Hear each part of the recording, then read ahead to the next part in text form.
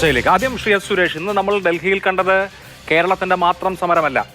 ആ സമരത്തിൽ രണ്ട് മുഖ്യമന്ത്രിമാർ, പഞ്ചാബിന്റെ മുഖ്യമന്ത്രിയും ഡൽഹിയുടെ മുഖ്യമന്ത്രിയെയും അണിനിരക്കുന്നത് നമ്മൾ കണ്ടു. നാഷണൽ കോൺഫറൻസ് നേതാവ് ഫറൂഖ് അബ്ദുള്ളയെ കണ്ടു, DMKയുടെ നേതാവ് പളനിവേൽ ത്യാഗരാജനെ കണ്ടു. അപ്പോൾ ഇത് BJP ഇതര സർക്കാരുകളുടെ ഒരു പൊതു മൂവ്മെന്റായി മാറുകയാണ്. നിങ്ങൾ ഇതിനെ നോർത്ത് വേഴ്സസ് സൗത്ത് എന്നുള്ളൊരു നറേറ്റീവിലേക്ക് കൊണ്ടുപോകാൻ ശ്രമിച്ചെങ്കിൽ ഇന്ന് ഈ നോർത്ത് ഇന്ത്യയെ പ്രതിനിധീകരിക്കുന്ന പഞ്ചാബിന്റെയും ഡൽഹിയുടെയും മുഖ്യമന്ത്രിമാരാണ് പിണറായി വിജയന്റെ ഒപ്പം സമരത്തിൽ പങ്കെടുത്ത് കേരളം മുന്നോട്ട് വെച്ചിരിക്കുന്ന ആവശ്യങ്ങൾ ന്യായമാണെന്ന് പറഞ്ഞത്, കേന്ദ്ര സർക്കാർ ഫെഡറൽ സംവിധാനത്തെ തകിടം മറിക്കുകയാണെന്ന് പറഞ്ഞത്. ഇതൊരു നാഷണൽ മൂവ്മെന്റ് ആവുകയാണ്.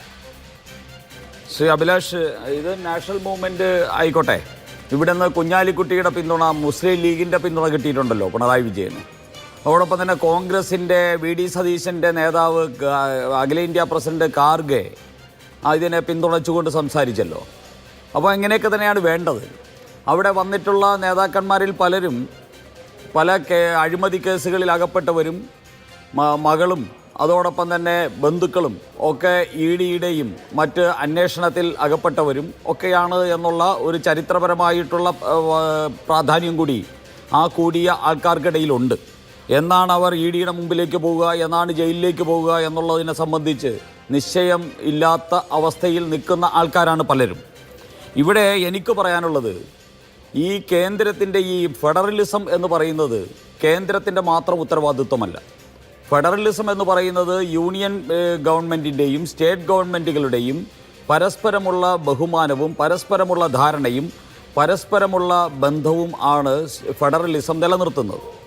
അത് കോപ്പറേറ്റീവ് ഫെഡറലിസം എന്ന നിലയിൽ BJP ഗവൺമെൻറ് ഉയർത്തിപ്പിടിക്കുന്നതും സഹകരണാത്മകമായിട്ടുള്ള കേന്ദ്ര സംസ്ഥാന ബന്ധങ്ങളെ സംബന്ധിച്ചാണ്.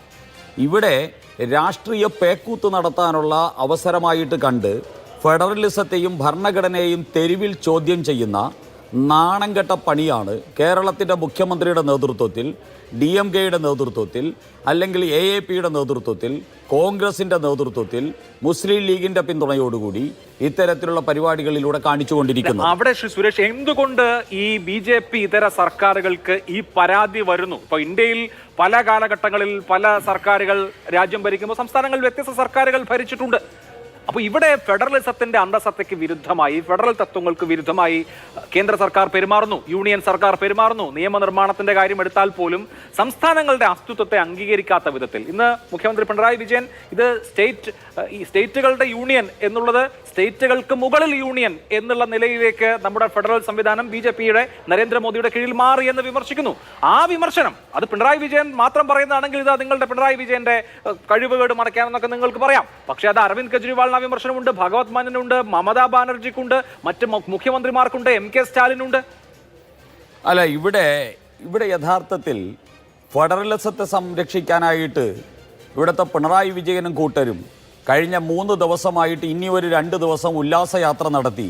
ഇവിടുത്തെ MLAമാരെല്ലാം തന്നെ ഡൽഹി ചുറ്റിക്കറങ്ങി, പലരും കുടുംബത്തോടൊപ്പം ചുറ്റിക്കറങ്ങി ഈ നാടിൻ്റെ കൂടുതൽ പണം മുടിച്ച് ഇവിടുത്തെ ക്ഷേമ പെൻഷൻ കൊടുക്കാതെ ഇവിടുത്തെ പാവപ്പെട്ടവന് ലൈഫ് പദ്ധതിയിൽ വീട് വെച്ച് കൊടുക്കാനുള്ള പണമൊക്കെ കൊണ്ട് ദൂർത്തടിച്ച് മുടിച്ച് ഡൽഹിയിൽ ഉല്ലാസയാത്ര നടത്തി ഒരു സമരമല്ല നടത്തേണ്ടത്. ആ ലൈഫ് പദ്ധതിയെ കുറിച്ച് ഇന്ന് മുഖ്യമന്ത്രി സൂചിപ്പിക്കുകയുണ്ടായി. ലൈഫ് പദ്ധതി ഇതുവരെ എനിക്കും പറയാനുണ്ട്. 3.25 ലക്ഷം വീട് വെച്ചു കൊടുത്തിട്ടുണ്ട്. ആ 3.25 ലക്ഷം വീടിൽ കേന്ദ്രത്തിന്റെ, അതായത് മൊത്തം ചെലവഴിച്ച തുകയുടെ കേന്ദ്രത്തിന്റെ കോൺട്രിബ്യൂഷൻ വെറും 12.7% മാത്രമാണ്. നമുക്കറിയാം PMAY റൂറൽ 72,000 രൂപയാണ് കേന്ദ്രത്തിന്റെ കോൺട്രിബ്യൂഷൻ.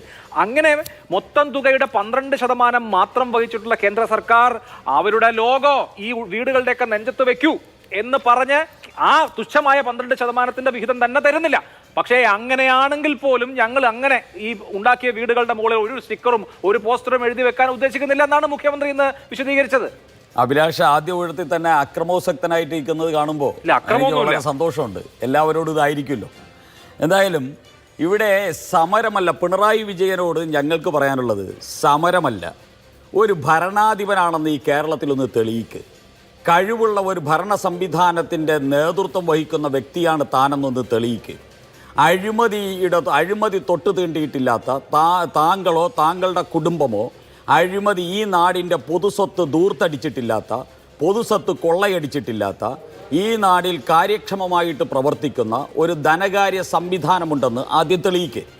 ഇവിടെ കേന്ദ്ര ഫണ്ടുകൾ വരുമ്പോൾ, സംസ്ഥാന ഫണ്ട് വരുമ്പോൾ CAG-യുടെയും അതോടൊപ്പം തന്നെ RBIയുടെയും വിമർശനങ്ങൾക്കൊന്നും വിധേയമാകാതെ സമയാസമയങ്ങളിൽ കണക്ക് കൊടുത്ത് അതിനുവേണ്ടിയുള്ള പ്രോജക്റ്റുകൾ കൊടുത്ത് അങ്ങനെ ഒരു കണക്കപ്പിള്ളയുണ്ടല്ലോ, ഒരു അക്കൗണ്ടൻറ്റിൻ്റെ സാധാരണ പലവഞ്ഞനക്കടയിലെ ഒരു അക്കൗണ്ടൻറ്റിൻ്റെ കാര്യക്ഷമതയെങ്കിലും ഈ കേരളത്തിലെ മുഖ്യമന്ത്രിയും കേരളത്തിലെ ധനകാര്യ വകുപ്പ് മന്ത്രിയും കാണിച്ചാൽ ഈ കേരളത്തിന് ഇന്ന് കിട്ടാതെ പോയി എന്ന് യഥാർത്ഥത്തിൽ അറിയാവുന്ന ഏകദേശം ഒരു 1700 കോടി രൂപയുണ്ട്.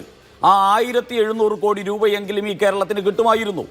അതാണ് ഒരു അക്കൗണ്ടന്റിന്റെ, ഒരു കണക്കപ്പിള്ളയുടെ വിവരമെങ്കിലുമുള്ള ആരെങ്കിലും ഈ കേരളം ഭരിച്ചിരുന്നുവെങ്കിൽ കേരളത്തിന് ഈ ദുസ്ഥിതി വരില്ലായിരുന്നു. ഒന്ന് തീർന്നില്ല. ഇവിടെ ശ്രീ അഭിലാഷ് ചോദിച്ച ചോദ്യം വളരെ പ്രസക്തമാണ്. ഇവിടെ ഇന്ത്യയുടെ ഭരണഘടനയുടെ ആർട്ടിക്കിൾ 270 ഉണ്ട് ശ്രീ അഭിലാഷ്. ആ ആർട്ടിക്കിൾ 270 പ്രകാരം ഓരോ സംസ്ഥാനത്തിനും ആ സംസ്ഥാനത്തിന് അർഹതപ്പെട്ട സാമ്പത്തികത്തിനെ സംബന്ധിച്ച് നിശ്ചയിക്കുന്നത് ധനകാര്യ കമ്മീഷനാണ്. ആ ധനകാര്യ കമ്മീഷൻ ഭരണഘടനാപരമായിട്ട് അധികാരപ്പെട്ട ഒരു സ്ഥാപനമാണ്. ആ സ്ഥാപനം അത്തരത്തിൽ നിശ്ചയിക്കുന്നത് രാഷ്ട്രീയം നോക്കിയിട്ടല്ല. രാഷ്ട്രീയം നോക്കാതെ ഒട്ടനവധി മാനദണ്ഡങ്ങളുടെ അടിസ്ഥാനത്തിൽ ധനകാര്യ കമ്മീഷൻ നിശ്ചയിക്കുന്ന, ഒരു ഭരണഘടനാ സ്ഥാപനം നിശ്ചയിക്കുന്ന ആ വ്യവസ്ഥയ്ക്കെതിരായിട്ടാണ് ഇന്ന് പിണറായി വിജയന്റെ നേതൃത്വത്തിൽ ഈ സമരം എന്ന ഉഡായിപ്പ് പരിപാടി നടന്നിരിക്കുന്നത്. ഇത് യഥാർത്ഥത്തിൽ നരേന്ദ്രമോദി സർക്കാരിനെതിരായിട്ടുള്ള രാഷ്ട്രീയ സമരമാണ്.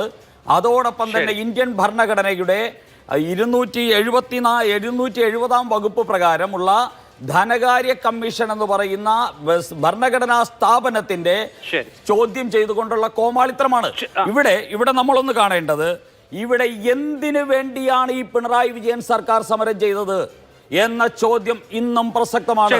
ഇന്നലെ കേന്ദ്രമന്ത്രി ശ്രീ വി മുരളീധരൻ ഒരു 11 ചോദ്യം പിണറായി വിജയനോട് മുഖ്യമന്ത്രിക്ക് ലൈഫിന്റെ കാര്യമാണ്. ലൈഫിന്റെ തീരുമാനിക്കുന്നത് ധനകാര്യ കമ്മീഷൻ അല്ല.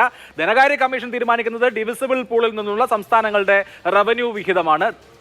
ലൈഫിന്റെ കാര്യത്തിൽ വേണ്ടത് സർക്കാരിന്റെ, അതായത് യൂണിയൻ സർക്കാരിന്റെ ഗ്രാന്റ് ആണ്. അത് രണ്ടും രണ്ടാണ്. അതിൽ ധനകാര്യ കമ്മീഷന് റോളൊന്നുമില്ല. ധനകാര്യ കമ്മീഷന്റെ കാര്യം നമുക്ക് വിശദമായി ചർച്ച ചെയ്യാം.